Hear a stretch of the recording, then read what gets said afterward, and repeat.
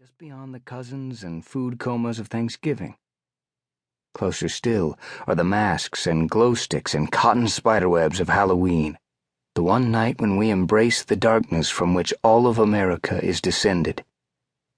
October is the gateway to the wonderful, mystical finale of the American year.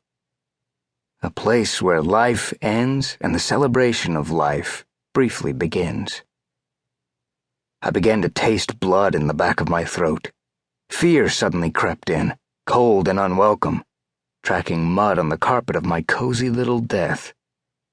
I looked into Henry's eyes just before my own began to roll back in my head. Those black vampire eyes that I'd seen only once before, years earlier.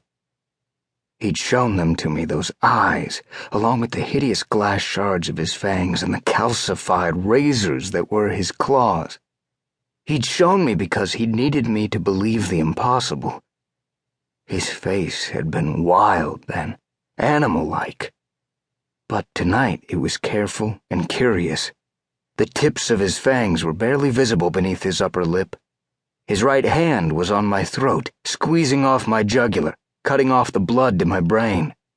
My brain, in turn, was carrying out its final instructions, ticking boxes on the pre-death checklist that humans have evolved over eons. And all because I'd asked him to. Perhaps I'd misjudged Henry. Perhaps this ancient, powerful vampire, whom I'd come to think of as a friend, meant to kill me after all.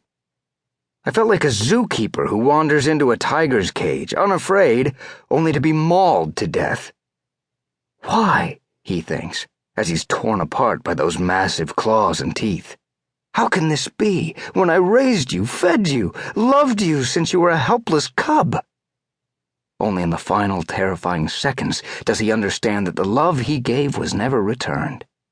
That he'd grown too close, too familiar. I forgot that it was a tiger, he thinks as he slips away. It was always a tiger. The edges of my vision went fuzzy, darkness creeping closer to the center of my sight, like those ever-tightening black circles at the end of silent movies and cartoons. I tunneled away into the dark, but there was no light at the end, no feeling of floating above my body.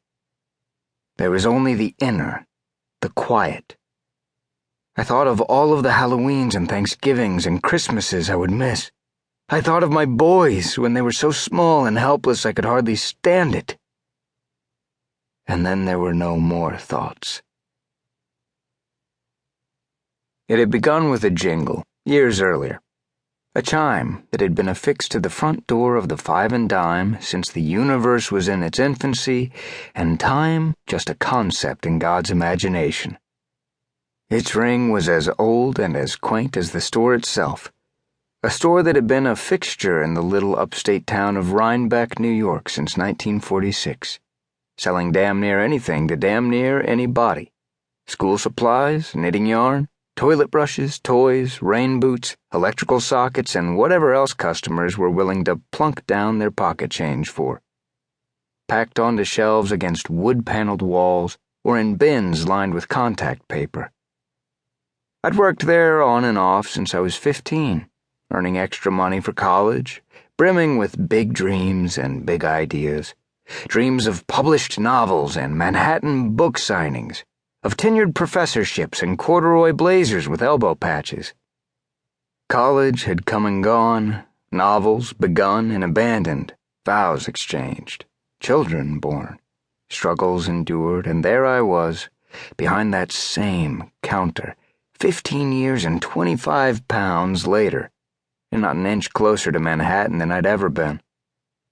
There I was, 30 years old, greeting customers by name, watching the Yankees on a small color TV under the counter, selling pink pencil erasers and sink stoppers for a penny's worth of profit from 8:30 in the morning until 5:30 at night 6 days a week. Every week. Wash, rinse, repeat. There I was, clinging to the idea that there was still a place for an old Five and Dime in a Walmart world, still a chance that all those scraps of paper with their half-begun stories would congeal into a dream realized. By 2006, I'd heard that door jingle.